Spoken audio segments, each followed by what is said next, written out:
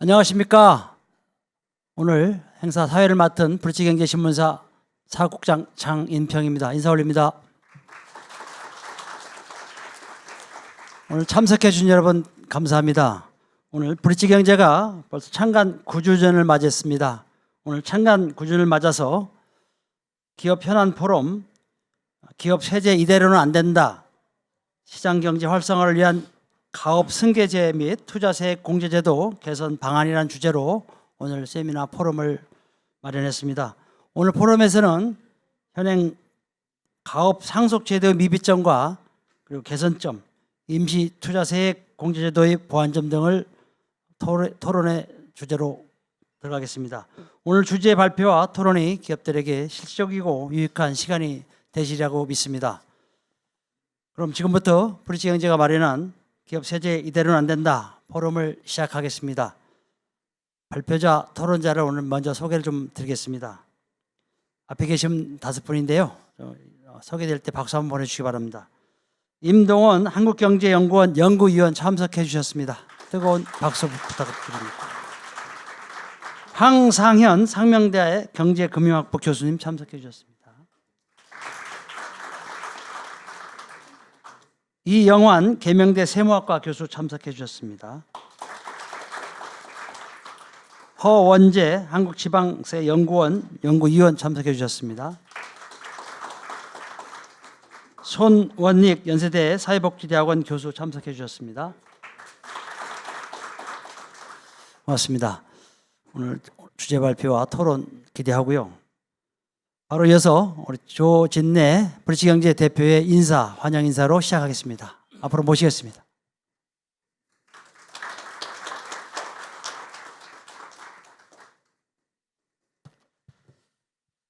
안녕하십니까. 브릿지경제 대표 조진래입니다. 바쁘신 와중에도 이렇게 브릿지경제 창간 9주년을 기념해 마련한 브릿지경제 기업 현안 포럼에 참여해 주신 많은 분들께 진심으로 감사를 드립니다. 브릿지경제는 지난 2014년 9월 15일에 창간했습니다. 아직 10년이 채 안 되는 짧은 역사지만 시장경제의 밝은 눈이라는 사실을 기본으로 상생의 시장경제를 지키면서 시장과 기업을 존중하고 그의 힘이 되는 매체가 되려는 초심을 잃지 않고 열심히 정진해 오고 있습니다. 늦은 출발에도 불구하고 시장에서 작지만 건강한 신문이라는 이미지를 뿌리낼 수 있게 된 것에 대해서 자부심을 느낍니다. 이 모두 오늘 오신 여러분들이 그동안 많은 성원과 지지를 해주신 덕분이라고 생각합니다. 거듭 감사의 말씀드립니다. 브릿지경제는 앞으로도 기업과 시장의 가치를 존중하고 그 가치를 새기고 기업과 시장이 더 건전하게 발전할 수 있도록 도움을 드리고자 합니다. 그 일환으로 오늘 브릿지경제 기업 현안 포럼의 주제도 기업 세제 이대로는 안 된다로 잡았습니다. 주제 발표 및 토론에 나서신 많은 분들 오늘 좋은 의견을 제시하고 심도 있는 토론을 펼치실 예정이니 많이 경청해 주시기 바랍니다. 브릿지경제는 앞으로도 브릿지경제 기업 현안 포럼 등을 통해 작지만 건강한 매체를 지향하며 더욱 정진해 나갈 것입니다. 저희가 더 건강하게 성장할 수 있도록 더 깊은 관심과 많은 성원을 부탁드립니다. 감사합니다.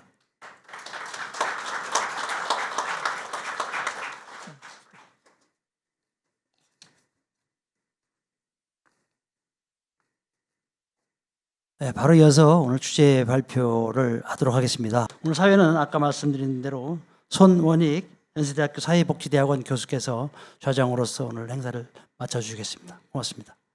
네, 안녕하세요. 먼저 브릿지경제 창간 9주년 축하드리고요. 오늘 논의되는 내용이 가업승계 관련 세제하고 임시투자세 공제 관련된 건데 매우 중요한 내용입니다. 기업의 활성화를 위해서는. 근데 지금 잘 안 되고 있죠. 그래서 오늘 발표되는 내용하고 토론하는 내용들이 나중에 잘 정책에 반영됐으면 하는 그런 희망을 가지고 토론을 진행하겠습니다. 앞에서 발표자와 토론자는 다 소개하셨기 때문에 소개는 생략하고 우선 주제 두 개를 먼저 발표하고 토론하는 순서로 진행을 하겠습니다. 그래서 각 주제별로 한 20분 정도 발표를 해주시고요. 그리고 이어서 한 10분 정도 토론하는 그런 순서로 진행하겠습니다. 그럼 먼저 제1주제 가업승계 세제 개선 방안에 대해서 임동원 박사님 발표 부탁드리겠습니다. 안녕하십니까. 저는 한국경제연구원의 임동원이라고 합니다. 저는 이제 뭐 가업승계라고 말씀하셨는데 이 기업승계 전반의 상속세제의 그 개선 방안에 대해서 말씀드리도록 하겠습니다. 예, 그 순서는 현황 및 그 개편 필요성과 그리고 이제 상속세제를 국제 비교해보고 그리고 마지막에 그 개선 방안에 대해서 말씀드리도록 하겠습니다. 그 2020년에 삼성과의 상속 이후에 이 기업 상속에 대한 그 관심이 커졌고요. 그때 당시 시가로 삼성은 그 한 18조 2천억 원의 주식을 상속을 했고 그래서 승계받기 위해 부담할 그 상속세액이 11조에서 12조 정도 지금도 연부연납해서 매년 2조 정도씩 그 내고 있는 현실입니다. 그래서 이제 배당도 많이 하고 있고요. 하지만 지나친 배당은 기업에게 부담으로 다가오고 또 주식 매각으로 또 상속세 재원을 마련하기에는 또 경영권 승계나 방어가 일반적으로 좀 어려운 현실입니다. 그래서 뭐 3세븐이나 뭐 유니더스, 뭐 락앤락 이런 좀 작은 사례들이 있고요. 뭐 기업을 매각하거나 아니면 상호펀드로 넘기는 그런 좀 부정적인 사례가 있었습니다. 예. 최근의 사례로서는 넥슨 사례가 있는데요. 그 넥슨의 주식을 그 상속세로 못 내기 때문에 그 물납으로 받아서 약 30% 정도를 기재부가 소유해서 기재부가 넥슨의 2대 주주가 됐고요. 그래서 나중에 이 주식을 기재부가 처분을 하면 누구에게 처분할 것이냐.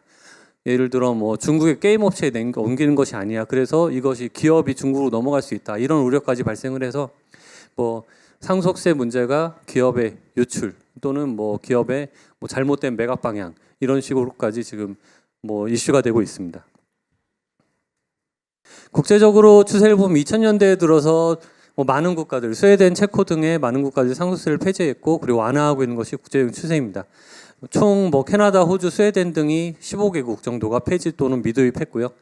이 국가들의 기본적인 그 인식은 상속과세를 통해서 소득 재분배와 경제적 기회균등을 실현하는 것이 사실상 어렵다. 차라리 이럴 바에는 아까 말씀드린 것 자본 유출 좀 막고 이것을 국내 기업을 뭐 유지하도록 해서 일자리를 창출하는 것이 소득 재분배에 보다 유용하다. 그런 식으로 했고요. 그리고 총 OECD 회원국 중에 상속세를 부과하는 국가는 23개국이고 상속세가 없는 국가가 15개국인데 그 부과하는 국가 중에 23개국 중에 그 추가적으로 직계비속한테 인하하는 곳은 14개국. 그 중에 4개국은 또 상속세가 면제돼서 상속세가 없는 국가는 총 19국가. 뭐 절반 조금 안 됩니다. 예. 이 기업 승계 문제가 가장 문제이기 때문에 이게 문제가 선결되어야지 경영 의욕도 높아지고 기업의 존속을 통해 일자리 창출이 이루어질 텐데 지금 상속세제하에서는 60%의 상속세율을 견딜 수 있는 뭐 기업들은 별로 없고요. 그렇기 때문에 대부분의 기업들이 승계하기 어려운 상황입니다. 기업은 이제 승계 시 상속세 부담을 대비하기 위해서 재투자 또는 기업 자산 매각 또는 배당 증가를 할 수밖에 없고 이것은 기업의 성장 동력이나 뭐 국가 경제 더 나아가서 부정적인 영향을 줄 수밖에 없을 것입니다. 이런 상속세 중과세는 조세 수입에 기여하지도 못하면서 경영의 축소 또는 매각을 유인해서 기업의 유지 발전을 저해하는 조세 장벽으로 작용하기 때문에 기업 승계에 대한 이 상속과세의 전반적인 개편이 필요하다고 보이고요.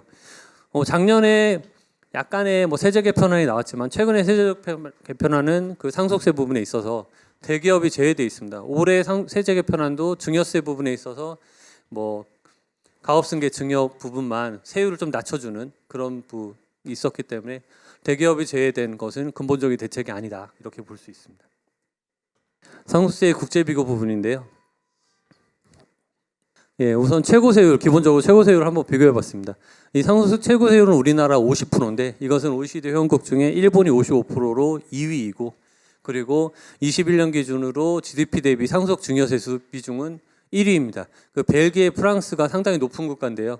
그 국가들하고 이제 공동 1위가 되었고 예전에는 일본이 우리 3위였고 저희가 4위였습니다. 그 GDP 대비 상속 증여세 수가 우리나라가 21년도에는 이제 공동 1위로 올라오는 뭐 그런 좀 아주 매우 과중한 수준이 되었습니다. 이 상속세 최고세율 50%는 이제 뭐 평균적으로 OECD 평균 최고세율 한 2배 정도 되고요.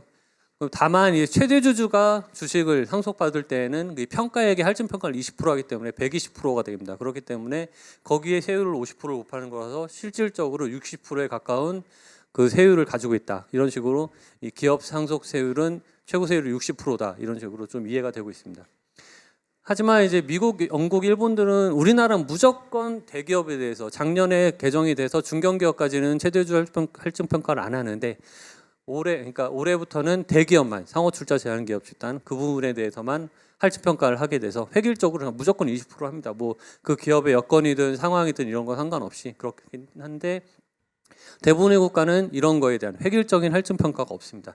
뭐 할인할 수도 있고요. 그리고 할증을 하더라도 뭐 어떤 상황을 봐서 하는 이런 식으로 되어 있습니다. 이거는 그 비교해 놓은 표고요. 그 벨기에, 프랑스, 한국이 0.75 1등인 상황입니다. 그리고 이제 제가 보기엔 상속세와 소득세 최고 세율을 좀 비교해 봤는데요.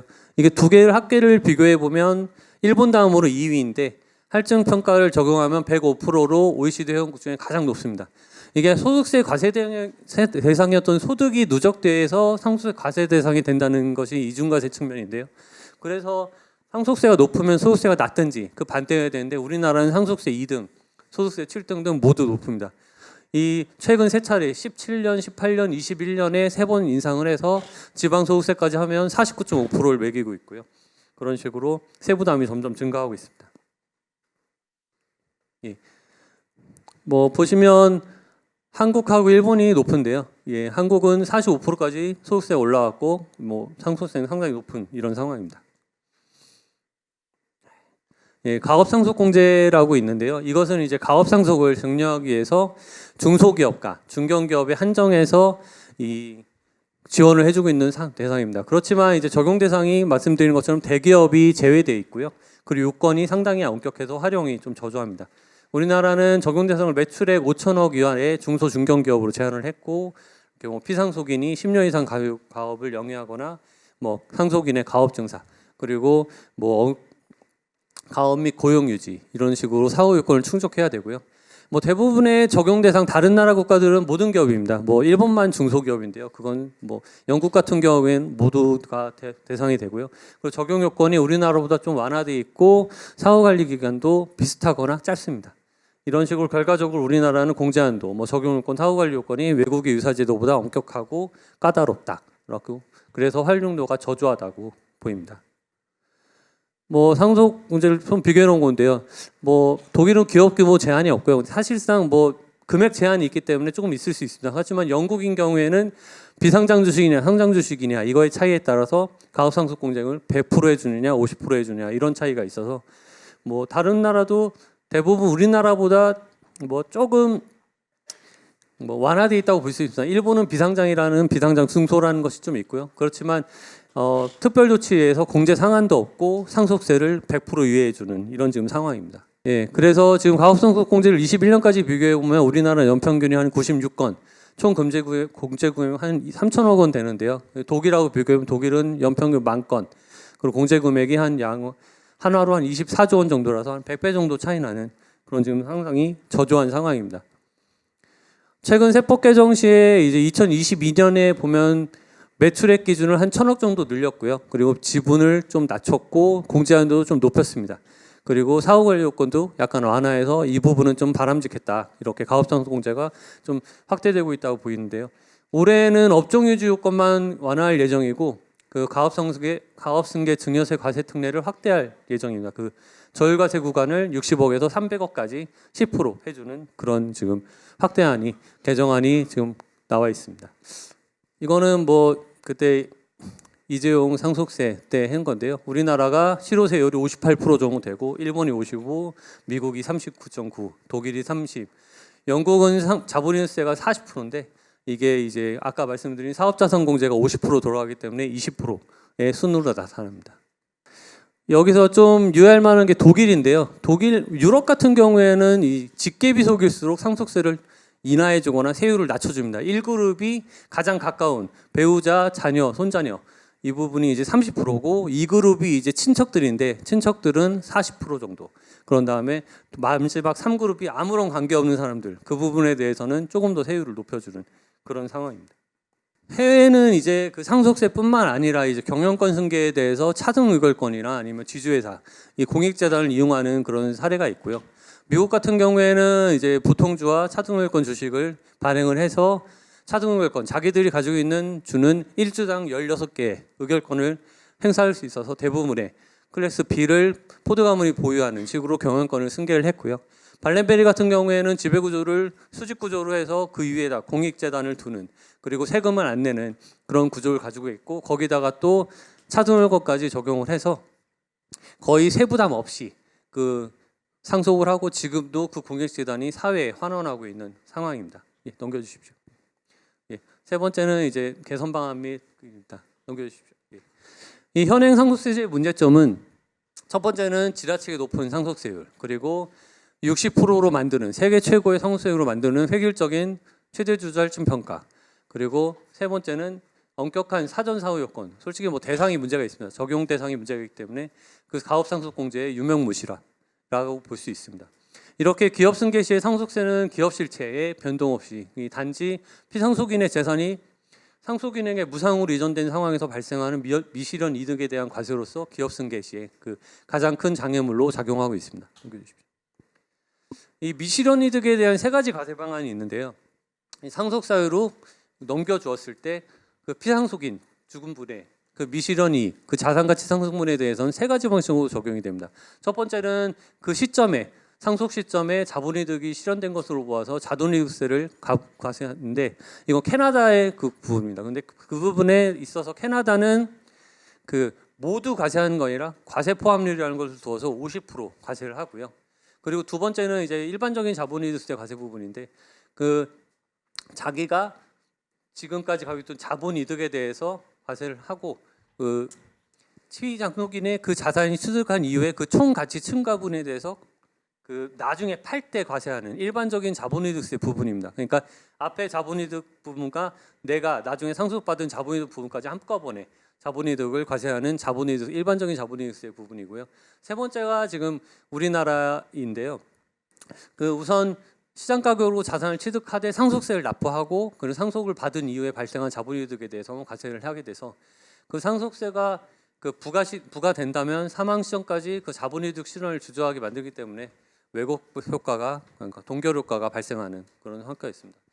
이런 3번의 현행 방식 대신에 1번 과세 방안을 적용하면 동결 효과를 없앨 수 있지만, 그 상속인은 자본이득세를 50%라도 납부를 한다면 과세 포함률 50%라고 치면 이 상속 재산을 처분하기 때문에 기업 승계의 경우에는 2번 과세 방안을 상속 시에 과세를 하지 않고 나중에 그 사망인과 상속을 받은 사람의 자본이득을 모두 합쳐서 과세하는 이 부분이 기업 그 경영권 승계에 지장을 주지 않을 것으로 보입니다. 이제 지금 현재 이 부진한 국내 경제를 살리기 위해서는 일자리 유치나 창출이 중요하고, 그리고 해외로의 그 유출이 걱정이 되는데, 이런 기업 활동을 저해하는 징벌적 상속세 정해 요인은 해소되어야 하고요. 우리가 간과하지 말아야 할 점은 기업 승계가 단순한 부의 대물림이 아니라 이 기업의 존속, 일자리 유지를 통해서 국가 경제 성장에 기여할 수 있는 수단이다라고 보일 수 있고요. 그리고 특히 우리나라의 그 실질적인 상속세율이 가장 높아서 국제우세 경쟁에서 불리한 것을 고려할 때 기업 승계, 상속제세는 좀 개편돼야 하고요. 윤석열 대통령도 21년 12월에 이 관련해서 스웨덴이나 독일의 상속세율 벤치마킹해서 근로자의 고용 보장을 보장하자, 이런 식으로 기업의 영속성을 가질 수 있도록 제도를 촘촘하게 만들자, 이런 식으로 말씀을 하셨습니다. 근본적 개선만 첫 번째는 상속세를 인하하는 거네요. 뭐 대상을 확대하고 뭐 이런 것보다는 근본적으로 상속세율을 인하하는 것이 가장 효과적입니다. 뭐 유산세, 유산취득세 그 과세 방식은 기업에 있어서는 솔직히 큰 문제는 안 되고요. 이 30억까지 해주는 거 가지고 큰 효과는 없을 것 같고, 근본적으로 상속세율을 인하해야 되고, 그리고 최대 주주 할증 평가는 솔직히 근거가 마땅히 없습니다. 그리고 뭐 경영권 프리미엄을 가지고 한다는데, 경영권 프리미엄은 이미 그 시장 가치 주식에 포함이 돼 있기 때문에 이것을 20% 할증한 것을 또한 하는 것은 좀 부당하다, 이렇게 생각이 돼서 상속세율을 뭐 최소 30%까지 낮추고 최대 주주 할증 평가는 폐지한 것이 맞다라고 보입니다. 예, 이런 식으로 이 과세 구간도 3개 정도로 줄이고, 우리나라의 그 과세 표준 구간은 98년인가 2000년 이후에 바뀐 적이 없습니다. 이렇기 때문에 물가 상승률도 반영이 안 됐고요. 자산가치 상승분도 반영이 안 돼서 약간 10억에서 30억 이런 식으로 3개 정도로 나누고 하는 것이 좋다, 이렇게 보입니다. 그리고 두 번째 단기적인 개선 방안은 가업상속공제의 적용 대상을 확대하고 연보연납도 좀 확대하는 겁니다. 연보연납 제도도 가업상속공제를 받는 기업에 대해서만 20년까지 해주고 일반적인 기업은 10년까지 해주는데 어쨌든 뭐 기업의 부담을 덜 주는 뭐 좀 근본적인 해결 방안은 아니겠지만 그래도 연보연납이라도 좀 확대하고 가업상속공제도 600억까지 해주는 거에 뭐 중견기업까지는 되지만 대기업도 어느 정도까지 해주는 것이 나쁘지 않을까 이런 생각이 됩니다. 장기적인 개선 방안은 아까 말씀드린 것처럼 미실현 이득에 대해서 자본이득세로 과세하는 방안인데요. 이 가업상속공제의 부분적인 보완이 아니라 경영권 승계 보장을 위해서 기업 승계 관련 주식의 주식 부분만 하는 것이 좋을 것 같습니다. 이 전면적인 자본이득세를 도입을 고려해야 되고요. 주요 외국은 아까 말씀드린 것처럼 차등의결권이나 지주회사, 공익재단 등의 여러 가지 방법을 사용할 수 있는데 우리나라는 그것이 대부분 다 막혀 있습니다. 그렇기 때문에 상속세 부분이라도 좀 정리해 주는 것이 기업에 좀 부담이 되지 않을까 생각이 되고요. 이런 기업 승계에 대한 자본이득세 도입을 통해서 기업 승계를 원활히 하고 그리고 주식 처분 시에는 사망자와 그걸 받은 상속인 모두의 자본이득에 대해서 과세를 하기 때문에 조세형평 문제에 대해서도 좀 되지 않을 것이다. 조세형평 측면에서 문제가 안 될 것이다 생각을 하고요. 이 과도한 상속세로 인한 기업 승계의 장애 요인을 제거하면서 동시에 조세형평성을 유지할 수 있는 자본이득세, 승계취득과세라고도 하는데요. 이 도입이 이루어져야 된다고 생각을 합니다. 이건 뭐 도입 방안이고요. 적용 대상은 당연히 모든 기업을 덮고 사후 관리 기간도 조금을 더서 이 유지를 할 수 있도록 하는 것이 나을 것 같습니다. 다음. 그럼 저는 발표를 이상으로 마치겠습니다. 감사합니다. 그럼 두 번째는 상명대 홍상현 교수님께서 발표 바로 이어서 진행해 주시기 바랍니다. 예, 안녕하십니까. 상명대 황상현입니다. 제가 오늘 드릴 말씀은 기업세제 개선 방안 중에서 법인세법하고 그 다음에 조사특례 제한법과 관련해서 말씀드리도록 하겠습니다. 우리나라가 긴 시간으로 보면은 진짜 70, 80년대 이제 고도 성장기 거쳐가지고 1990년대 이후마다 계속 이제 경제 성장률이 줄곧 하락해 왔죠. 그리고 2030년대는 거의 0%로 뭐 성장을 할 거다라는 이런 이제 불운한 전망이 있는데 또한 단기적으로 보면은 지금 코로나의 긴 터널을 지나서 이제 세계 경제는 약간 회복되는 이제 수준으로 들어왔는데 우리나라 경제는 아직까지 반등의 기미가 없다라는 점이고요. 넘겨주시겠어요? 그리고 우리나라 경제를 둘러싼 지금 환경으로 보면은 최근 고물가, 고금리, 그 다음에 글로벌 경기 침체, 보유 무역주의 확산 등으로 불확실성이 제고되고 있다라는 거하고 또 하나의 또 4차 산업혁명으로 산업 체계가 재편되고 있다. 그리고 이러한 경제의 불확실성 속에서 한국 경제가 어떻게 가야 되는가. 그리고 그 한국 경제를 어떻게 리딩하는 데 있어서 기업들에 대한 세제는 어떻게 바뀌어야 되는가에 대해서 지금 말씀 좀 드리도록 하겠습니다.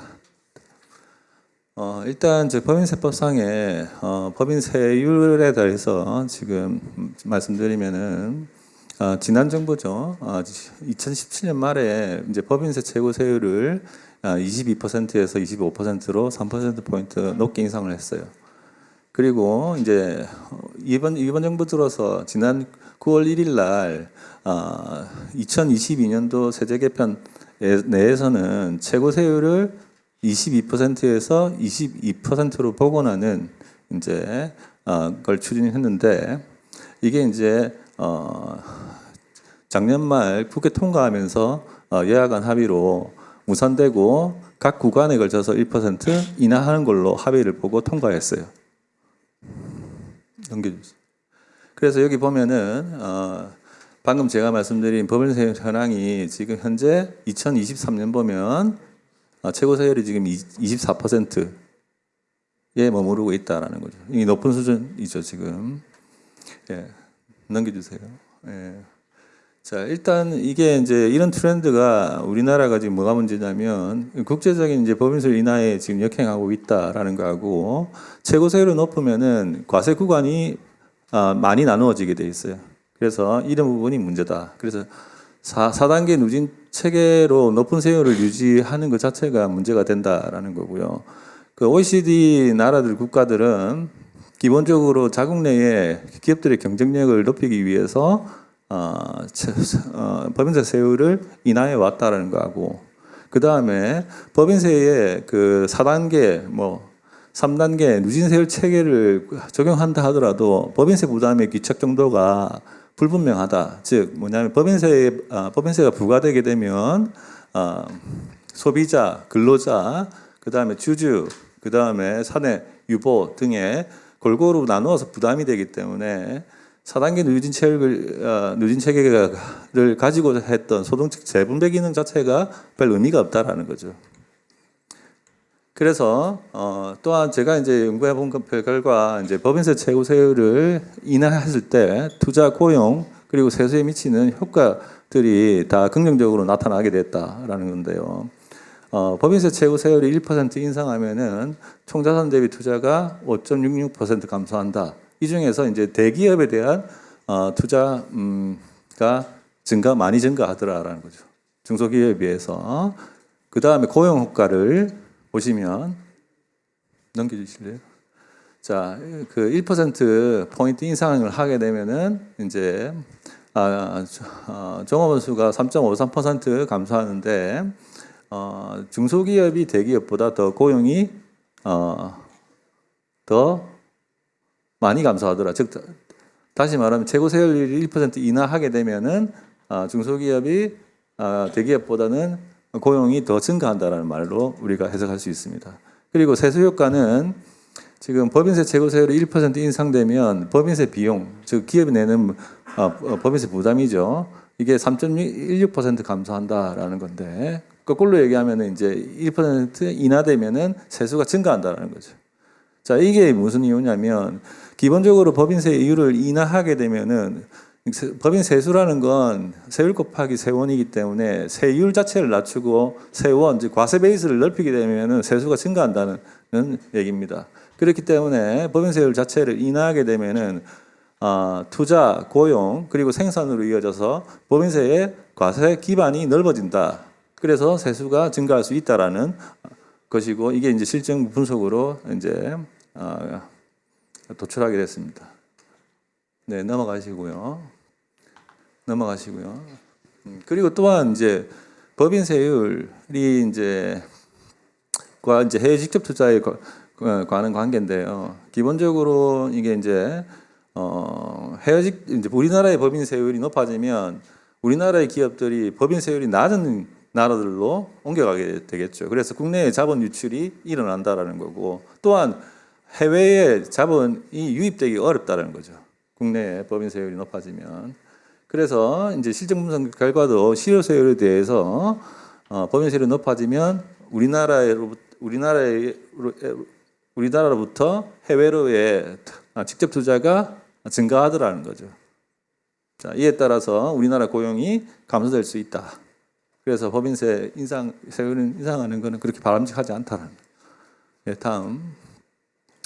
그래서 이제 기본적으로 이제 법인 세율에 대해서는 개선 방안을 제언하면은 우리가 작년에 2022년 세제 개편안처럼 정부안 즉 현재의 24%인 최고 세율을 22%까지 낮추는 게 중요하겠다라는 거고 그리고 과세 구간도 지금 4단계로 되어 있는데 4단계에서 한 2단계 정도로 축소하는 것이 좋겠다라는 거고요. 그런 이유는 법인세율 인하를 통해서 투자 고용을 확대하고 경제 성장을 이뤄서 세수 증대를 하는 구조로 선순환 구조를 유도해야 된다라는 거죠. 자, 그다음 이제 조세특례 제한법상에 이제 투자와 관련된 세액공제에 대해서 말씀드리면은 일단 올해 이제 초에 정부가 이제 국가 전략 기술 투자에 대해서 세액공제를 확대했어요. 그리고 사라진 임시투자 세액공제를 재도입하는 계기가 됐다. 즉 이제 불안한 경제 환경 속에서 기업들의 위축된 투자 심리를 회복하고 투자 활성화를 하기 위함이다라는 거죠. 아주 긍정적인 방향은 맞습니다. 자, 그래서 이제 이러한 세제 지원은 이제 지금 시행되고 있는데요. 넘겨주시죠. 예. 자, 그다음 자 넘겨주시죠. 예, 여기 보시면 지금 현재 이게 조세특례제한법 제24조 통합투자세액 공제에 해당하는 내용이 지금 이제 그림으로 지금 제시되고 있는데요. 기본적으로 이제 시설 투자에 대해서 기업이 시설을 어떤 이제 시설에 대해서 투자를 하게 되면 그 일정 부분에 대한 부분은 이제 세금을 감면해 주는 제도거든요. 이게 그래서 그러한 시설들이 뭐냐? 이제 일반 시설이 있고 신성장 사업화 시설이 있고 국가 전략 기술 사업화 시설이 있습니다. 그래서 정부가 이제 반도체 등 이제 우리나라의 국가 전략 기술에 대한 사업화 시설에 대해서는 굉장히 높은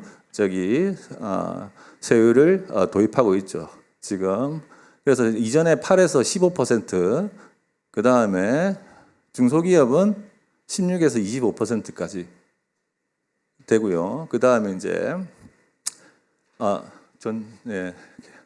그 다음에 이제 이와 상반되게 이제 일반 시설을 보면 이제 대기업 같은 경우에는 1에서 3%, 5에서 7%, 중소기업은 5에서 7%, 중소기업은 10에서 12%로 각 2%포인트 상향됐어요. 이게 이제 임시투자세액 공제를 2023년도 한시적으로 운영하겠다는 뜻이거든요. 그래서 2023년에 지나면은 다시 어떻게 연장하든지 해야 될 겁니다. 그래서 기본적으로 일반 시설에 대해서는 시설 투자에 대해서 대기업은 1%밖에 안 된다.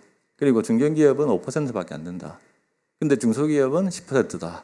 라는 이게 차등 적용이 조금 심하다라는 거죠, 지금. 그리고 또 하나의 특징은 23년간 한시적으로 그러니까 3년 평균 대비 투자 증가분에 대한 초과 증가분에 대해서 공제율을 10%까지 상향 조정했다. 그래서 이제 국가 전략 기술 사업화 시설은 굉장히 높은 세율을 적용받을 수 있다. 특히나 중소기업이면. 그런데 이제 일반 시설이고 대기업이 같은 경우는 아직까지는 조금 낮다라는 거죠. 그죠? 자, 다음. 예.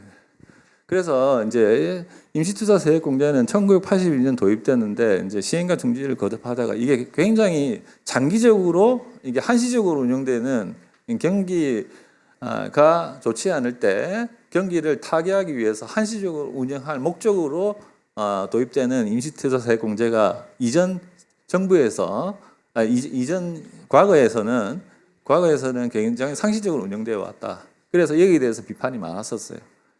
제도 운영상에서. 그러나 이제 제도 운영상에서는 문제와 별개로 임시투자세액 공제는 기업 투자를 촉진하더라라는 어떤 결과가 나타난다라는 거죠. 그래서 결국 이제 임시투자세액 공제를 도입하게 되면은 기업 투자는 늘어나더라라는 거예요. 자, 그다음. 예. 그래서 이러한 시점 분석 결과에서와 마찬가지로 임시투자세액 공제가 이번 정부에서 한시적으로 1년간 도입됐는데 이것도 이제 유지될 필요성이 있다라는 거고요.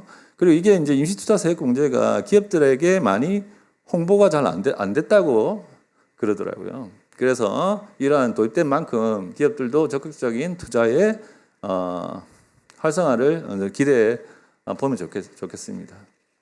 그리고 이제 제가 이제 투자세액 공제, 즉 일반 시설 투자에 대한 세액 공제를 실정 분석해본 결과 이제 일반 시설에 대해서 어떤 게 있냐면 연구시험용 시설, 직업훈련용 시설, 생산성 향상 시설, 안전 시설, 에너지 전략 시설, 환경 보전 시설, 신성장 사업화 시설 이런 기타 등등이 있습니다.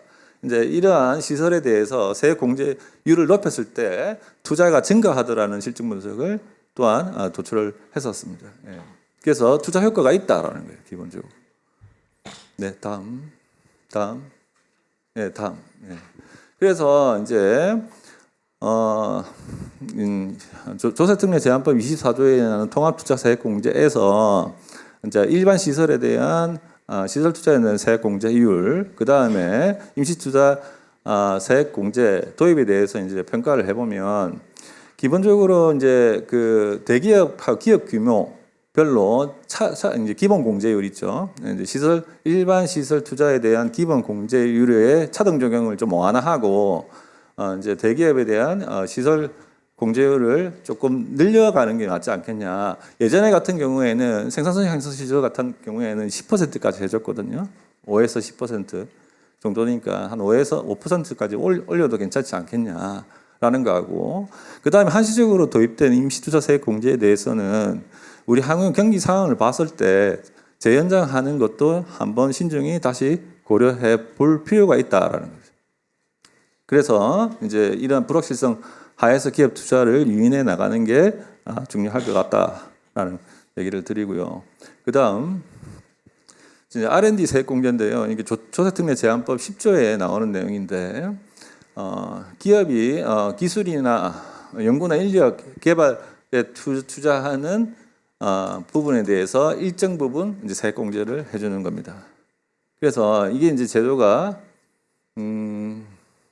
뭐냐면 그 다음 한번 보실까요? 예, 여기 이제 현황인데 지금 어떻게 돼 있냐면 대기업이 0에서 2% 이제 한도가 2%까지밖에 안 해줘요.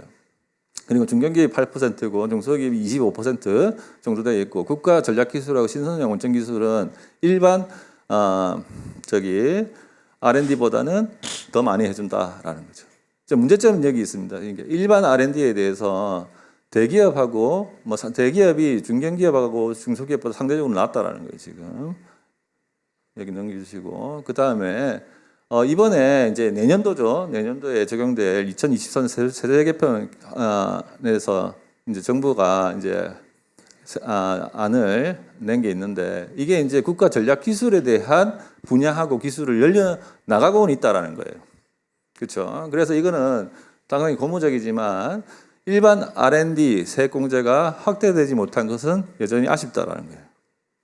예, 다음. 그래서 일반 R&D 즉 대기업하고 중소기업에 대해서 너무 차등이 심하다라는 거죠. 적용이 공제율이 대기업 같으면은 0에서 2% 정도까지 못 받는다는 거죠. 그래서 이게 왜 그러냐면 2013년도부터 일반 R&D에 대해서는 대기업 위주로 세액 공제를 축소해 나갔어요. 그래서 저기 보시면은 2013년에 3에서 6%까지, 2014년에 3에서 4%까지, 2015년에서 2에서 3 하다가 이제 계속해서 축소돼서 지금 0에서 2%까지 적용되고 있다라는 거죠. 자, 이러한 것을 국제 비교해 보면은 일반 R&D 세액 공제율이 다른 나라들, 우리나라는 0에서 2%에 머무르는 반면에 프랑스, 영국, 미국 등은 높다 아주. 그죠? 결국 이게 이제 다음.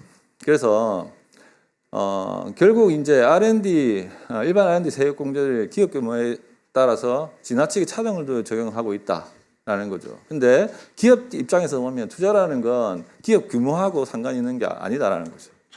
그렇기 때문에 과도한 이제 기업 규모별 공제율 격차는 R&D 투자를 위축시킬 수 있다라는 거고, 그다음 민간 R&D 투자에 대해서 대기업의 부분이 굉장히 높게 차지하고 있는 것을 고려한다면은 이러한 부분은 이제 조금 고려돼야 되겠죠.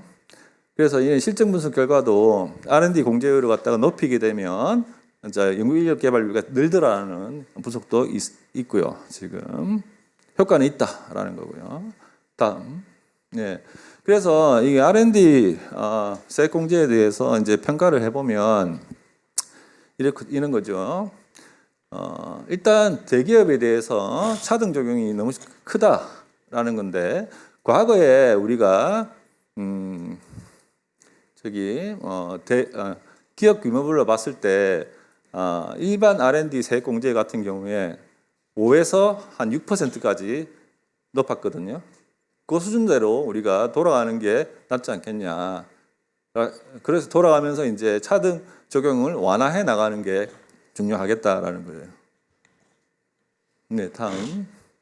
그래서 우리가 이제 여기 마치는 제언을 해보면 일단 현재 성장 과거 장기간이나 현재 단기에서도 이제 성장 위기 극복하고 성장 잠재력을 높이기 위해서는 이제 법인세 부담이 완화돼야 된다. 특히나 이제 법인 세율 인하, 즉 최고 세율을 낮추면서 세율 구간을 축소해야 된다라는 거하고, 그다음에 시설 투자 세액 공제율을 확대하자, 즉 일반 시설에 대해서 조금 확대하고 임시 투자 세액 공제를 조금 연장하는 방안을 검토해 보자라는 거고요. 그다음에 일반 R&D 세액 공제율을 기업 규모별로 적용하는 것을 차등 적용하는 것을 좀 완화하자, 상향 조정을 해서.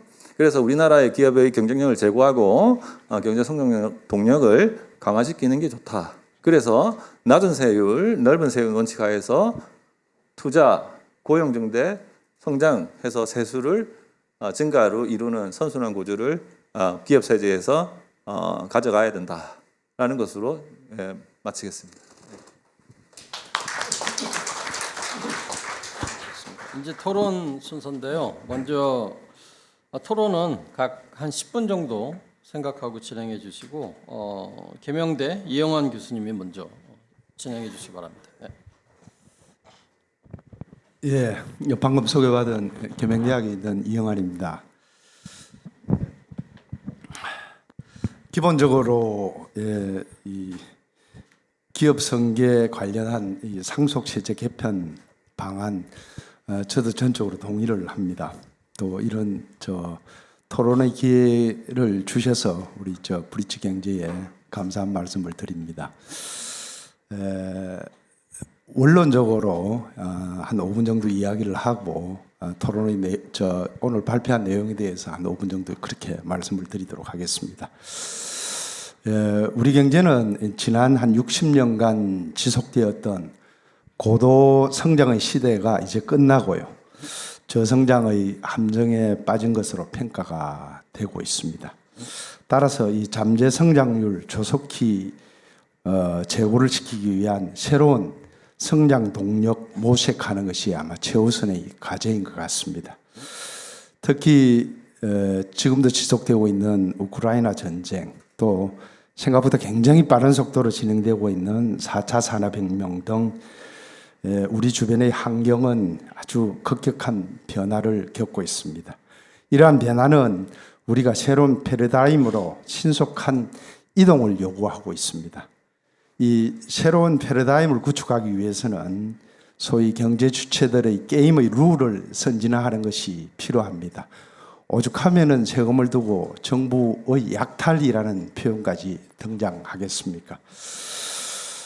새로운 게임의 룰을 갖다가 선진화하는 것은 그동안 일관성도 없고 후진적이고 누더기 같다라는 평가를 받는 세제의 기본적인 틀을 선진화하는 것입니다. 그런 측면에서 오늘 두 분의 발표 내용은 세제 전반에 관한 것은 아니지만 매우 세제 개편을 위한 시의적절한 것으로 평가가 됩니다. 물론 올바른 처방이 있기 위해서는 정확한 진단이 필요합니다. 우리 세제에 대한 일반적인 평가, 첫째, 거의 매년 개편에 대해서 이 세법을 가리키고 있는 교수들도 매년 따라가기가 굉장히 힘듭니다. 그래서 게임의 룰 자체가 굉장히 복잡합니다. 심지어 어떤 세목은 세무 전문가라는 사람들도 세무 신고하기를 꺼려하는 그런 세목도 있습니다. 둘째, 이 세목 자체가 지나치게 많습니다. 세목마다 그리고 가세 구간이나 세율이 굉장히 복잡하고요. 그렇기 때문에 세금으로 인한 소위 자원 배분의 왜곡이 굉장히 심한 상태입니다. 세 번째, 세목마다 비과세 감면 조항들이 너무 많아가지고 가세 기반 자체가 협소합니다. 네 번째, 그간 진행된 세제 개편은 다 정치권에서 대중요법적으로 만들어가지고 4차 산업혁명에 순응할 수가 없는 구조입니다. 다섯 번째, 원칙도 없고요. 정치권의 무분별한 요구로 단행된 세원 배분 문제, 특히 국세와 지방세의 배분 문제 등은 기업의 발전에 굉장히 큰 애로로 작용하고 있습니다. 어쨌든 이런 문제들을 해결해야만 잠재 성장률이 제고가 될 수 있고요. 그러기 위해서는 세제의 근본적인 개편이 필요한 사항입니다.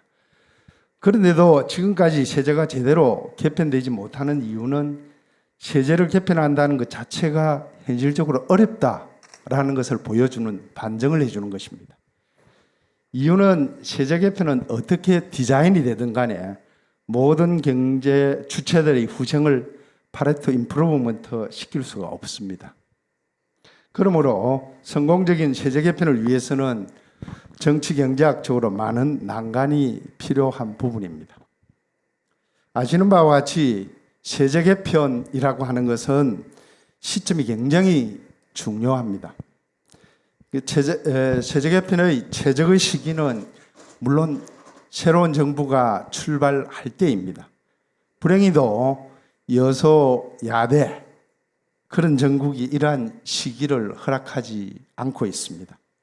당연히 국가의 국정과제 중 최우선 과제는 경제가 활성화되어야 되는 것이고 성공적인 국정과제 수행을 위해서는 가능하다면 빠른 시간 내에 이 게임의 룰을 바꾸는 것이 필요합니다. 그런데 불행히도 시기상 또 내년에 총선이 있습니다.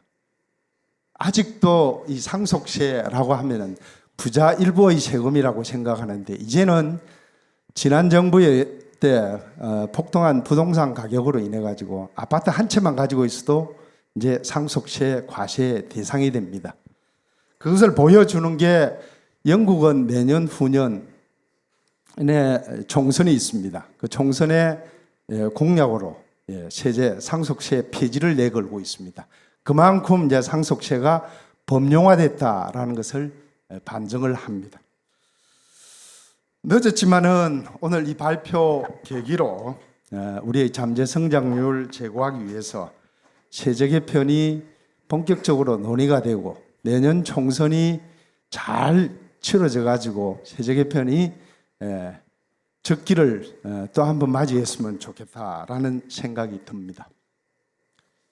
자, 발표자의 가업 승계 관련 상속세제 개선 방안 중에서 발표자는 장기적인 개선 방안으로 복지 천국이라고 불리는 스웨덴이 왜 상속세를 폐지를 하고 자본 이득세를 도입했는지, 우리도 스웨덴처럼 상속세도 폐지하고 자본 이득세를 도입하자라는 의견에 전적으로 동의합니다. 그리고 세제 개편 자체가 어렵기 때문에 단기적으로는 소위 징벌적으로 높은 현재의 상속세율을 한 30% 정도로 낮추고 가압 상속 공제 그리고 연부연납 확대하자는 제안에 전적으로 동의합니다. 이 기회를 빌려서 말씀드리고 싶은 것은 지난 3월 1일 날 출범한 상정세 폐지 범국민운동본부 출범한 거 축하드리고 싶고 적극적인 활동 부탁드리고 싶습니다. 이후 영국이 내년 후년 총선에서 총선 공약으로 상속세 폐지 내건 이유 간단합니다. 과도한 상속세가 기업의 경영을 위축시키고 재산이 있는 사람들이 해외로 재산을 빼돌려 국가 경제에 별로 도움이 되지 않는다는 거죠. 조금 전에 우리 황상혜 교수님이 이야기했듯이 우리나라는 랩 커브 중에서 아마 높은 구간에 해당되는 것 같습니다. 실정 분석을 하니 세율을 인하하니까 오히려 세수가 증가하는 결과가 나오고 있습니다. 어쨌든 단기적으로 우리 임동원 박사님이 상속세율을 인하하자라는 주장에 동의를 하는 이유가 상속세 신고자 수 보면요. 지난 2011년에 한 5,720명이었습니다. 만 10년이 지난 2021년에는 2.2배나 증가한 12,749명입니다. 이게 더 이상 부자만의 세금은 아니다는 겁니다. 세수 보면요. 2011년도에 1조 5천억쯤 되던 것이 10년이 지난 뒤에 한 5조 정도 됩니다. 3배 정도 증가를 합니다. 이처럼 상속세 신고자 수 급증하고 세수가 급증한 것은 왜 그런가 하면은 24년째 과세 구간이 과세 기준이 변하지 않고 있기 때문에 그렇습니다. 24년 동안 경제 규모 엄청나게 커졌고요. 통화량 굉장히 증가했는데 세율은 지난 99년 말 개정된 그대로 지금도 쓰고 있습니다. 그러면 99년부터 금년까지 소위 M2 통화량은 얼마나 증가했냐면 5배나 증가했습니다. 말 그대로 통화량이 5배 증가했다라는 것은 화폐 가치가 5분의 1로 줄었다라는 말과 같고요. 물가가 5배 올랐다라는 거하고 같습니다. 그런데 우리의 상속세 최고 구간은 50억 원에서 5배 올라가기는커녕 30억으로 내려왔습니다. 최고세율도 45였다가 50으로 올라가고 할증률 적용하면 60%가 되고 있습니다. 이게 도대체 말이 됩니까? 그죠? 오늘 발표의 주제처럼 현실에서 상속세가 안고 있는 심각한 문제 가운데 하나가 기업 또는 가업 상속의 심각한 장애로 작용하고 있다는 겁니다. 창업주하고 가족들이 열심히 일군 기업이 상속되는 때 상속 재산의 절반 이상을 국가가 가져갑니다. 손자 때 내려가면 거의 국가께 되어버립니다. 이게 자본주의라고 할 수 있나요? 그죠? 실체는 변한 게 하나도 없는데 단지 창업주가 죽었다는 이유로 기업의 절반 이상을 통째로 국가가 가져갑니다. 이 경우 기업의 존속 확신하기 어렵습니다. 설사 기업이 살아남는다 하더라도 이미 힘이 빠져버린 상태이기 때문에 예전과 같은 경제활동 기대하기 어렵습니다. 삼성전자가 이건희 회장이 돌아가시고 나서 왜 삼만전자가 되었습니까? 그죠? 한 번쯤 생각해 봐야 될 문제라는 그런 생각이 듭니다. 일자리도 이러한 과정에서 일자리 굉장히 많이 줄어듭니다. 이제. 삼성 반도체가 TSMC에 추월을 당하는 것도 아마 여기에 기인할지도 모릅니다. 어쨌든 물론 이러한 문제 때문에 우리가 오래전부터 이러한 문제를 보완하기 위해서 일부 조치가 만들어졌습니다만은 임 박사님의 발표 내용처럼 그것이 제대로 작동되지 않고 있습니다. 왜냐하면은 상속 기업이 그러한 세제상 우대 혜택을 받기 위해서는 현실적이지 못한 그런 여러 까다로운 조건들을 만족시켜야만 하기 때문에 그렇습니다. 따라서 우리 임 박사님이 주장하시는 것처럼 단기적으로 기업 상속 공제, 가업 상속 공제 이런 부분 확대하고 연납 확대하는 것을 할 필요가 있다라고 생각합니다. 이 상속 체제 개편 논의는 저는 단기, 장기 나누지 말고 요거 존속시킬 것인지 아니면 없앨 것인지의 그런 논의부터 먼저 시작하는 것이 필요하고요. 우리가 늘 드는 복지국가의 전형 스웨덴이 왜 상속세를 폐지했는지 다시 한번 깊이 들여다볼 필요가 있다라고 생각을 합니다. 그와 같은 것이 우리가 코로나19로 유명해진 아스트라제네카가 원래 스웨덴에 있었죠. 그죠? 그리고 가구로 유명한 이케아, 스웨덴에 있다가 네덜란드를 옮기고 우유팩, 종이팩으로 유명한 테트라팩도 스위스로 옮깁니다. 그런데 떠났던 스웨덴의 기업들이 상정세를 폐지하고 나니까 다시 돌아오고 있고 국가 경제가 다시 살아나고 있다는 것을 한 번쯤 다시 우리가 깊이 생각해 볼 필요가 있다라고 생각합니다. 토론은 이것으로 마치도록 하겠습니다. 감사합니다. 네, 이영환 교수님 수고하셨습니다. 다음은 우리 지방세연구원의 허원재 박사님 토론 부탁드립니다. 투자세액공제 발표 관련해서 토론을 맡은 허원재입니다. 앞서서 이영환 교수님이 워낙 좋은 말씀을 많이 해주시고 해서 저는 그냥 단도직입적으로 두 번째 발표에 대해서 이제 토론을 한번 진행을 해보도록 하겠습니다. 저 같은 경우는 이제 경제학 베이스로 전공을 하고 있고 그리고 연구원에서 세제를 다루고 있다 보니까 경제랑 세제랑은 이제 복합적으로 보고 있는데 그러다 보니까 이제 황 교수님 발표하신 이 발표문에 대해서 상당히 공감이 되는 부분도 있고 또 한편으로는 현행 세제를 다루고 있기 때문에 저희가 조금 더 눈여겨봐야 되는 부분도 있다라고 생각이 들어요. 그래서 그런 부분을 중심으로 해갖고 한번 토론을 전개를 해보고자 하는데요. 일단 황 교수님이 발표 초반부에 이제 언급하셨듯이 현재 한국 경제 상당히 회복세가 없다고 해도 과언이 아닐 정도로 더디고, 특히나 뭐 세계 경제들은 그래도 조금씩 움직이고 있는데 그렇지 못하니까 답답함마저 보이고 있는 상황이라는 걸 뭐 저희가 뭐 숨길 수 없는 사실로 받아들이고 있죠. 그러다 보니까 경제, 국가 경제뿐만 아니라 이제 시장 경제의 활성화가 필요한 거고, 거기서 좀 구체적인 고민 그리고 대안이 필요하겠다라는 데 저도 전적으로 공감을 하고요. 그런 차원에서 이 발표는 상당히 유익하고 유용한 시사점을 좀 드러내는 것이 아닌가 생각을 하고 있습니다.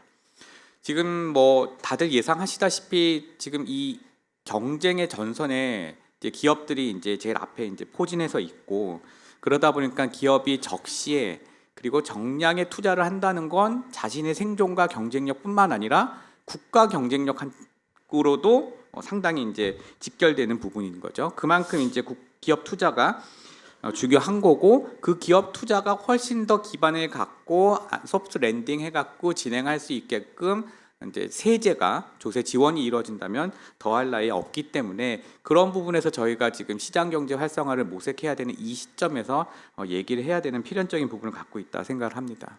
저도 법인세 쪽으로 이제 보고 공부를 하고, 세제 쪽으로도 보고, 또 심지어 이제 지방세 쪽으로 더 초점을 맞춰서 보고 있는데, 황 교수님 발표하신 대로 법인세 체교세율이 지금 뭐 발표 자리에서 나와서 아시겠지만 1% 인하할 때 어느 정도의 고용을 증대시키는 효과가 있는지, 그리고 투자를 증대시키는 효과가 있는지 다 분석이 됐죠. 그만큼 이제 경제 활성화 효과가 있다. 법인세 체교세율을 좀 감소시키는 게 이게 실증적으로 좀 기대할 수 있는 부분으로 나타나고 있는데, 여기서 많은 사람들이 이제 걱정하는 게, 법인세율을 인하해가지고 기업이 오케이 뭐 고용이나 투자를 증대시킬 수 있다라고 치자. 그러면은 세수가 줄어드는 건 어떻게 하냐?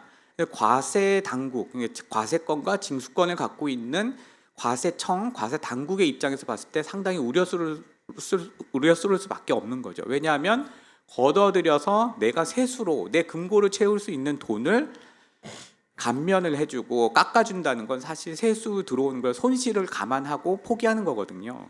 그래서 그거를 가지고 대신 기업이 뭔가 뭐 국가라든가 지방자치단체를 대신해 갖고 그걸 활용해 갖고 경제로 활성화시켜 주길 바라는데, 일단 그거는 바라는 기대치인 거고, 현실적으로는 일단 1차적으로 온 거는 세수를 깎아줘서 손실이 일어나는 거니까 그걸 많이 이제 걱정들 하시는데, 이 그 실증 분석 결과에서도 나타나서 이제 다시 한번 말씀드리는 거지만, 중장기적으로 봤을 때 경제가 이제 활성화되면 여러 가지 이제 소득이 창출되기 때문에, 그게 개인의 소득으로 창출되면 이제 국세에서 소득세가 늘어나게 될 거고, 법인이라고 하는 기업에서 소득이 창출되면 이제 저희가 이윤이 창출되기 때문에 법인세가 궁극적으로 또 늘어날 거고, 그렇게 소득이 창출되면 저희가 재산이라는 걸 거래를 하려고 할 거고, 그걸 또 보유하는 성향이 또 높아지겠죠. 그러면 자연스럽게 지방세에서 이제 취득세, 재산세도 이제 같이 올라갈 수 있기 때문에, 중장기적으로 봤을 땐 기업도 경제 활성화를 도모할 수 있고 본인의 경쟁력을 키울 수도 있지만, 국가와 지방자치단체가 다 국세와 지방세, 과세 징수권을 갖고 있는데, 이 세 개의 구성원, 경제 구성원 모두가 상생할 수 있는 길이기 때문에 그 세수가 조금 인하되는 거에 대해서 직접적이기보다는 좀 더 먼 시각을 갖고 보면 좋겠다라는 생각을 가지고 있습니다. 이와 같이 이제 법인세를 조금 인하를 시켜서 우리가 경제의 활성화를 도모하는 방법을 이제 고민을 해온 발표가 있었는데, 사실 기업 세제 개선할 때는 법인세도 중요하지만 또 투자세액 공제 발표 내용 중에 이제 메인 부분으로 이제 하나를 구성하는데, 투자세액 공제에 대해서도 어떻게 개선할지 이게 상당한 중요한 부분이죠. 우리가 말하는 조세특례 제한법, 이 이름을 이제 줄여서 약칭으로 조특법 이렇게 얘기하는데, 조특법에 투자세액 공제 규정이 들어가 있습니다. 10조와 24조가 들어 있는데, 10조에는 R&D에 관한 세액 투자 공제가 들어 있고요. 24에는 설비 시설에 대한 투자세액 공제가 들어 있습니다. 근데 우리 현행법은 일단 기술을 세 개로 나눠서 봐요. 반도체, 백신, 배터리 이런 국가 전략 기술 한 덩어리로 보고요. 그 다음에 뭐 태양광이나 풍력 이런 식으로 신재생 에너지 등등이 포함된 신성장 원천 기술, 요게 두 번째 그룹을 보고요. 그 외의 거를 일반 기술로 봅니다. 이렇게 세 가지 기술로 이렇게 보는데 그 일반 기술, 국가 전략 기술, 신성장 원천 기술 요 세 개를 다시 R&D하고 시설 투자로 나누거든요. 그 R&D가 10조에 조특법 10조에 들어 있고 설비 시설이 24조에 들어 있습니다. 이렇게 지금 현행 세제는 짜여져 있는데 지금 2023년 올해 4월 달에 투자세액 공제 수준을 이제 상향하겠다고 세법 개정안을 발표를 했어요. 그래서 황상현 교수님이 이제 발표 자료에서 테이블로 보여주신 그 수치들 보면 상향 조정된 세액 공제율 수치가 이제 드러나 있는 거죠. 거기 보시면 아무래도 관련 세제는 세금을 좀 축소를 해가지고 기업들이 투자 부담을 갖는 걸 좀 덜어주겠다라는 청사진을 분명히 제시를 하고 있는 거죠. 그건 이제 팩트로서 이제 저희가 받아들일 수 있는데 그걸 조금 더 들여다 본다면 어떤 부분이 있냐면 앞서 말씀드렸듯이 일반 기술, 신성장 원천 기술, 전략 기술 이렇게 세 가지 종류의 그룹이 있는데 신성장 원천 기술하고 전략 기술 업종 이 부분에 대해서 R&D 투자는 상당히 많이 진척이 된 상태입니다.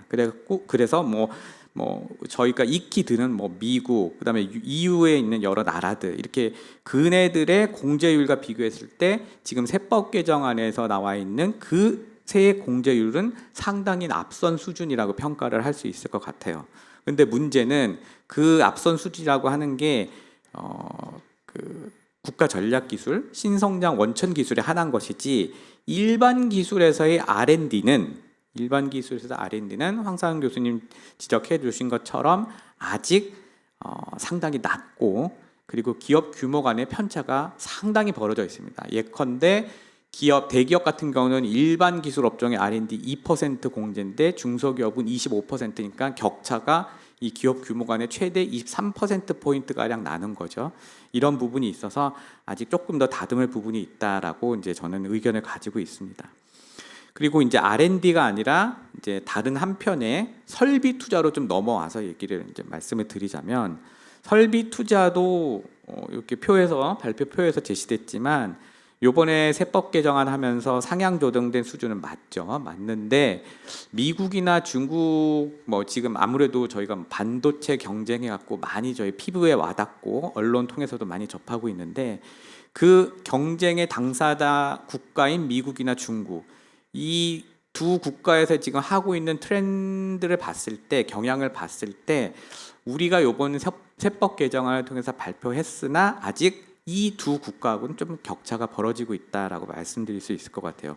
미국과 같은 경우는 반도체 설비 시설 투자액 같은 경우에 대해서 최대 40% 공제를 하고 있는데 우리는 그렇지가 못하고 반도체가 포함되어 있는 국가 전략 기술 업종에서의 설비 투자 공제액이 중소기업이 25%인 거죠. 대기업은 15%까지 내려가고 근데 미국은 지금 최대 40%고 중국은 몇 나노 기술을 적용하는지 그 첨단 공정 수준에 따라 좀 차이가 있긴 있는데 법인세 최대 100%까지 감면이 되기 때문에 이러한 점에 배경을 했을 때 우리의 시설 설비 투자에 대한 투자세 공제는 좀 아직 격차를 보이고 있다라는 부분이 있어서 계속된 그 좀 활발한 개선 고민이 필요하겠다라는 의견을 좀 갖고 있습니다. 그러니까 설비나 시설 같은 경우는 익히들 아시겠지만 기본적으로 이 설비 투자를 본격적으로 가동하는데 셋업하는 시간이 상당히 오래 걸려요. 소요 시간이 많이 걸리기 때문에 투자적인 측면에서 한 줄로 요약하자면 선투자 장기 회수죠. 일단 먼저 투자를 해야 되고 회수하는 데까지 셋업 시간도 길기 때문에 상당히 회수하는 데 오랜 기간이 걸립니다. 근데 기업들은 그거를 감내를 해야 되는 거고 지금과 같이 시장 경제 활성화가 필요한 이 시점 그리고 때로는 주춤할 때 우리가 먼저 나갈 수 있는 선점해야 되는 그런 시점 또 때로는 저희가 공격적인 투자를 해야 되는 시점이 속속들이 저희가 맞닥뜨리게 될 텐데 그럴 때마다 이제 기업 같은 경우는 좀 예산 같은 것도 당겨서 재무 같은 것도 당겨 집행해야 되고 이렇게 있을 때 이런 설비 투자에 대한 세액 공제 개선은 여전히 한 번 더 강조하고 싶지만 계속된 그런 개선 고민이 필요한 부분을 가지고 있다라고 말씀드릴 수 있을 것 같고요. 그리고 반도체는 사실 저희가 이제 그 국가적 수출 효자 산업이잖아요. 그래서 저희의 국가 수출 효자 산업이니까 저희는 경쟁 레이스를 밟을 수밖에 없고 밟아야 하고 이걸 놓쳐선 안 돼야 되는 그런 부분이라는 생각이 드는 거죠. 그래서 반도체에 대해서는 특히나 이제 저희가 강국으로 부상하고 자리매김할 수 있도록 각고의 노력을 고강도의 노력을 해야 되는데 반도체하고 관련된 게 국가 전략 기술 그리고 그때 반도체는 제일 중요한 게 설비 시설 투자. 그렇기 때문에 이걸 계속 설비 시설 투자에 대한 실질적인 투자 세액이 어떤가 이런 방법을 강구를 할 수밖에 없는 상황인데 한 3가지 정도로 저의 의견을 좀 종합해서 말씀을 드리자면 첫 번째는 뭐 몇 차례 말씀드렸지만 아직 그 반도체 혹은 그 외에 국가 전략 기술 산업의 뭐 배터리나 그리고 백신에 대해서도 다들 아시겠지만 아직 저희가 경쟁력을 그렇게 많이 확보하고 있지는 않기 때문에 이 부분에 대한 세액 공제 이런 거는 확대가 좀 더 필요하다라는 생각을 하나 가지고 있고 그래서 그걸 통해 갖고 지정학적 위험 요인도 좀 돌파를 하고 그리고 어떤 산업 같은 경우는 국방하고 국가 안보하고도 직결되는데 그런 부분에 대해서 역량도 강화할 필요가 있고 그리고 해외에 있는 기업들을 다시 불러들이는 리쇼어링도 좀 견인을 할 수 있고 이렇게 해야 되지 않나 생각을 합니다. 그리고 두 번째는 그렇다고 저희가 이런 조세 지원이라고 하는 거를 함부로는 할 수는 없을 것 같아요. 그래서 뭘 말씀드리고자 하냐면 투자세 공제를 할 때 기업 입장에서는 상당히 꾸준히 되는 게 좋겠죠. 그리고 지속성이 있고 예측 가능성이 높을수록 아마 좋을 겁니다. 그래서 투자세 공제를 꾸준하게 그리고 연속적이고 변동성을 같이 가급적이면 낮춰서 이제 진행되도록 해야 되는데 그렇게 할 때 이 투자세 공제라고 하는 조세 지원책이 관행적이 된다거나 그러고 저희가 그냥 이건 가는 거야 해갖고 그냥 장기적으로 쭉 가는 걸로 생각해서는 안 될 것이다라는 그런 유의점이 있다는 점도 한번 강조를 드리고 싶어요. 그래서 타당성 평가를 해서 조세 지원이 있더라도 이 조세 지원을 항구적으로 끌고 가는 게 아니라 어느 정도 하다가 끊을 것인지 즉 일모를 할 것인지 아니면 평가를 해서 타당하면 계속해서 일모를 연장해 갖고 계속 시행해 나갈 것인지 또 그리고 조세 지원을 하고 있을 때에도 이게 불합리한 조세 지원이 되지 않도록 엄정하게 적용하고 있는 걸 사후 관리해 나갈 것인지 이런 거를 병행을 해서 국가 지방자치단체의 재정도 효율적으로 사용되도록 해야지 비효율적으로 지출되지 않도록 해야 되는 점이 있다라는 점을 한 번 더 강조를 드리고 싶습니다.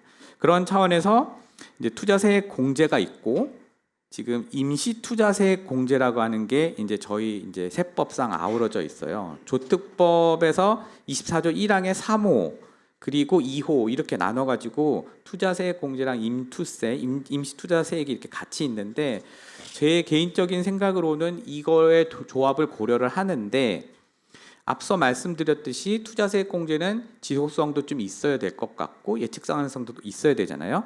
그런데 지금 임시 투자세액 같은 경우는 현재 2023년도 귀속분야만 하나입니다. 그러니까 24년 가면 사실 임투는 없는 거죠. 그렇기 때문에 이런 차원에서 보면 지속성이 있다고 할 수 없고 예측 가능성은 상당히 떨어지는 거죠. 없어졌는데 이게 또 언제 생길까? 내년에 생길까? 생기면 1년 단일까? 또 1년 뒤면 또 없어지는 건가? 이렇게 되게 불안전해지기 때문에 투자세액 공제랑 임시투자세액 공제를 조합을 하더라도 임시투자세액 공제를 한 3년 단위로 정도는 운용을 해서 그래도 좀 지속성을 높여주고 그리고 예측 가능성도 좀 올려주는 그런 방향을 고민하는 게 좋을 것 같다라는 의견을 한번 제시를 해봅니다. 이때 3년이라고 하는 건 제가 그냥 개인적으로 임의적으로 선정한 그런 숫자는 아니고요. 지금 조세 특례 제한법에서 투자세액 공제랑 임시투자세액 공제를 다루고 있는데 이렇게 특례 제한법, 조세 특례 제한법, 지방세 특례 제한법이 있는데 이 특례 제한법에서 보통 3년 단위로 특례를 운용을 하고 3년마다 타당성 평가를 해서 계속 운용할지를 점검해 나가거든요. 그 차원에서 3년 단위로 이제 말씀을 드리는 거라 현실적으로 가능하지 않을까라는 개인적 소견을 갖고 있고, 그렇게 해서 관행적이고 잘못된 투자세 공제 제도로 변질되지 않도록 하는 것도 중요하다 생각을 하고 있습니다.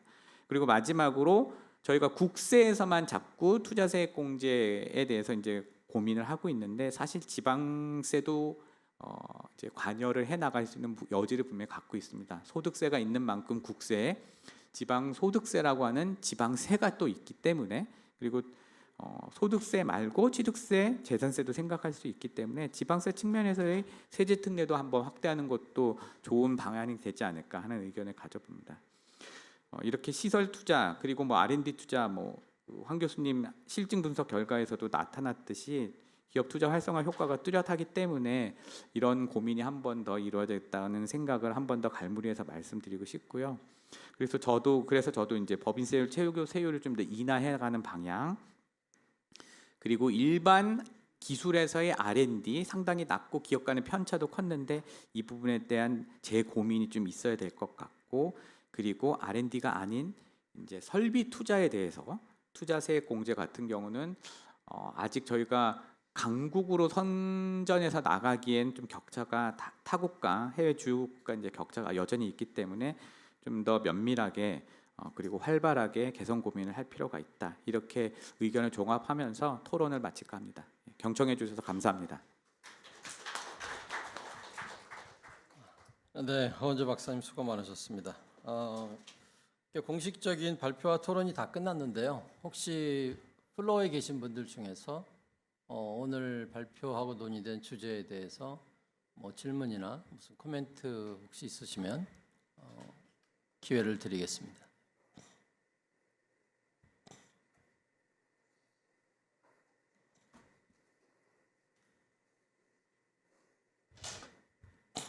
네, 혹시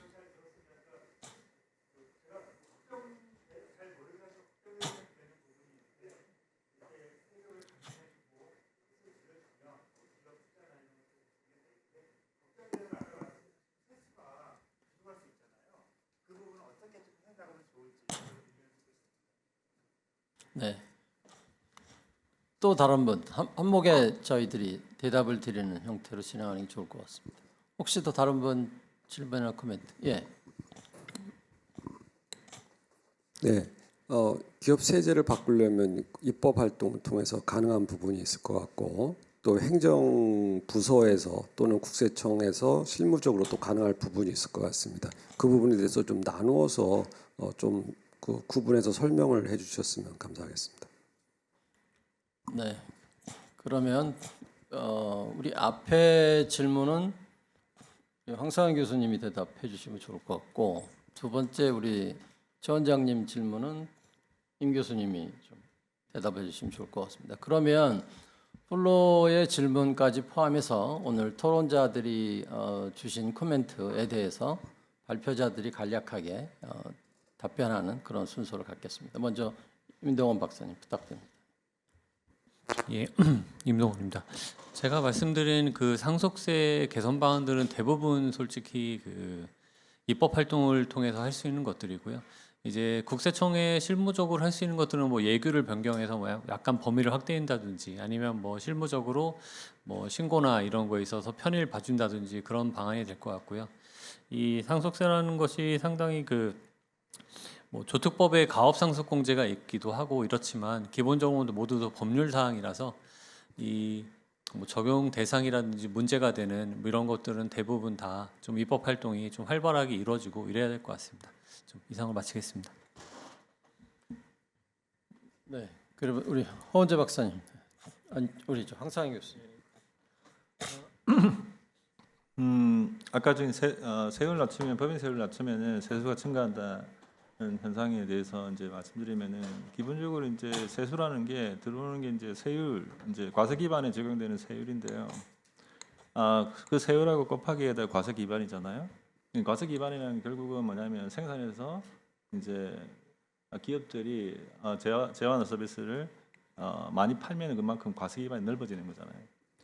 그래서 결국은 세율을 낮춰주면은, 즉 또는 세액공제를 많이 해주게 되면 그만큼의 투자하고 고용이 늘어나서 생산이 증가될 것이고, 이 생산 증가로 인해서 기업들은 더 많이 돈을 벌이니까 당연히 과세 기반이 늘어지겠죠, 그죠? 그래서 중장기적으로는 물론 아주 단기적으로 보면은 과세 기반은 멈춰 있다고 할 때 세율만 증가하게 되면 세수는 들어올 수 있어요. 근데 기본적으로 중장기적으로 조금 길게 본다 그러면 세율을 낮춰서 과세 기반 즉 생산을 많이 유도하고, 그다음에 기업들의 수익을 더 높은 수익을 창출할 수 있도록 한다 그러면 더욱 더 많은 세수를 가져올 수 있다라는 거고요. 그다음에 이제 저희가 이제 교세 체계 내에서 기본적으로 대형세라는 게 법인세뿐만 아니라 소득세하고 소비세도 있습니다. 그래서 이 세 가지 세목들의 효율성 정도가 다른데요. 기본적으로 효율성에 가장 민감한 게 법인세거든요. 그 다음에 소득세고, 그 다음에 이제 소득세고 소비세 이렇게 나눠져 있는데, 꼭 굳이 과세를 하게 되면 비효율적인, 즉 비효율적이라는 말은 이 과세를 하게 되면 과세 베이스가 많이 축소하거나 이동한다는 거죠. 즉 뭐냐면 우리나라의 기업들이 해외로 이전하거나 기업들이 투자를 작게 한다든지 이런 부분이 생기기 때문에 굳이 이제 단기적으로 어떤 세수가 좀 필요하다 그런다면 다른 세목을 고려해 볼 수도 있다라는 거예요. 이런 조세 체계 내에서 컨비네이션을 하는 거죠. 그런 부분들이 있다라는 거예요. 비효율적인 세제의 급한 재정 같은 경우에는 그런 방법도 있다. 근데 이제 우리가 오늘만 살 게 아니니까 내일도 살아야 되고 하니까 기본적으로 우리나라 경제가 성장해서 기본적으로 과세 기반을 넓혀주는 방안 자체는 현재의 그 세율 자체를 과도하게 높일 필요는 없다라는 문제가 있는 것 같습니다. 네. 예, 제가 그 첫 번째 질문에서 저도 한번 의견 드리고 싶은 게 있어서 마이크를 잡게 됐는데요. 일단은 황 교수님 설명하신 것처럼 이제 플로우 질문이 세수가 줄어드는 거에서 정말 우려가 된다. 이거에 대한 건 진짜 그럴 법한데 어떻게 생각하냐라는 걸로 이제 제가 질문을 이해했는데 맞습니다. 근데 이제 황 교수님 설명이 일단 제일 기본으로 맞는 것 같고요. 일단은 순환이 되는 거죠. 기업에서 이렇게 투자를 할 수 있게끔 세제 기반을 다져주고 그 투자를 통해 갖고 그러니까 세금을 절약한 그 비용만큼을 사실 투자로 더 선순환시키는 거니까 그래 갖고 더 많은 이윤을 창출하게 되면 사실 세금이 늘어나게 되니까 그런 차원에서 일단 제일 기본이 이제 황 교수님 설명하시는 게 맞다고 생각을 하고 그다음에 제도적으로 뒷받침하고 있는 게 저희 이제 국가하고 지방자치단체 이제 두 이제 객체가 있는 거죠. 국가에는 이제 국가재정법이 있고 지방자치단체 지방재정법이 있습니다. 국가재정법과 지방재정법은 각각 뭘 이제 규정하고 있냐면 국가가 한 해 동안 이 뭐 국세, 법인세, 소득세 등등 모든 세목에 있어서 세금을 깎아줄 때 저희 표현은 이제 감면을 할 때 최대 얼마까지 할 수 있는지 법정 목표율이라는 걸 정해놓고 있습니다. 그래서 이 이상 깎아줘 갖고 총량을 예를 들어 2023년도 한 해 과세 연도 동안 총 감면된 액을 했을 때 징수액 분의 이 감면액이 몇 %를 넘으면 안 돼라고 법정 목표를 국가에 대해서는 국가재정법에서 지방자치단체에서는 지방재정법에서 그 규정을 해놓고 있거든요. 그래서 이 법정 목표를 지키도록 되어 있는데 물론 이게 의무는 아닙니다. 지켜야 한다가 아니라 지킬 수 있도록 하도록 되어 있어서 뭐 할 수 있다 이렇게 되어 있어서 꼭 의무 사항은 아닌데 이걸 일단 준용하도록 되어 있는 그 원칙을 따르도록 되어 있고요. 근데 그게 이제 깨지기 때문에 기획재정부에서 얘기하는 이제 많이들 들어보셨죠. 재정 준칙을 도입을 해야 된다라는 게 이제 준칙을 도입을 해갖고 조금 더 강하게 엄격하게 이제 그거를 이제 지켜나가려고 하고 있는 그런 소프트웨어들을 지금 계속 마련한다거나 현재 운용을 하고 있기 때문에 세수가 손실될 때 근데 그게 감면이라고 하는 형식으로 손실될 때는 어느 정도 브레이크를 걸 수 있는 부분이 있다라고 이제 저는 이해를 지금 하고 있는 그런 제도고요. 근데 문제는 감면이 아니라, 감면이라고 하는 건 일단 세율을 두고 그 세율로 과세를 한 다음에 깎아주는 게 감면인 거고, 지금 여기서 법인세 최고 세율을 낮춰주는 건 감면이 아니라 아예 표준 세율 자체를 낮추는 거거든요. 이건 감면이 아니라 세율 자체를 낮춘 거기 때문에 이게 이제 문제가 되는 거죠. 그런데 요 부분에 대해서는 저희가 이제 점진적으로 좀 고민을 해서 뭐 예를 들어서 낮춘다고 해서 뭐 10% 포인트 푹푹푹 낮추는 게 아니라 점진적으로 이제 시장의 반응을 봐면서 낮추는 거고, 기본적으로 황 교수님 말씀하신 부분이 있기 때문에 그런 쪽에서 지금 법인세 같은 경우는 1년에 한 번씩 계속 부과를 하잖아요. 취득세 같은 지방세는 일회성입니다. 취득을 하는 사건이 발생할 때 한 번. 근데 그 거래가 없으면 그냥 한 번으로 가는 거죠. 근데 법인세, 소득세, 국세 보통 세목들은 다 1년 단위로 오기 때문에 계속 반응해 나갈 수 있는 그런 버퍼링을 갖고 있어서요. 조금씩 보면서 하면 그 세수 부분에 대해서는 좀 염려를 저희가 다루어 나갈 수 있지 않을까 생각을 하고 있습니다. 네. 예, 아주 구체적인 답변 감사드립니다. 사실 법인세 관련해서 인하 얘기를 하면 세수 얘기가 이제 우려가 바로 나오는 게 항상 우리가 경험했던 바인데요. 사실은 세율 인하가 중장기적으로 선순환 과정을 거쳐서 결국은 세수 증대로 이어질 것이라는 게 이제 전통적인 공급 경제학자들의 시각입니다. 그래서 그런 역사적인 사례는 굉장히 많았고, 그래서 사실은 이제 그거와 관련된 좀 사례에 대한 연구가 좀 더 구체적으로 좀 제시될 수 있으면 향후에 더 좋겠다 이런 생각을 해봤습니다. 오늘 이 기업현안 포럼에 에서 발표해 주신 두 분 발표자와 그리고 토론에 참여하신 두 분 토론자, 그리고 끝까지 플로어에서 참석해 주신 여러분께 다시 한번 감사드리며 오늘 마지막으로 브리직경제 창간 9주년도 다시 한번 축하드립니다. 이상으로 모든 토론회 마치겠습니다. 감사합니다. 네, 여러분 요 앞에 계신 5분의 긴 시간 동안 토론에 참여해 주셔서 감사드리고요. 너무 수고하셨습니다. 좋은 의견도 주셨는데 여러분 수고했다는 박수로 좀 격려해 주시기 부탁드립니다. 박수 한번 보내주십시오. 수고하셨습니다. 이것으로 브릿지경제가 마련한 그 제9주년 기업 세제 이대로 안 된다 포럼을 모두 마치겠습니다. 경청해 주시고 유튜브 시청해 주신 여러분께 진심으로 감사드립니다. 고맙습니다.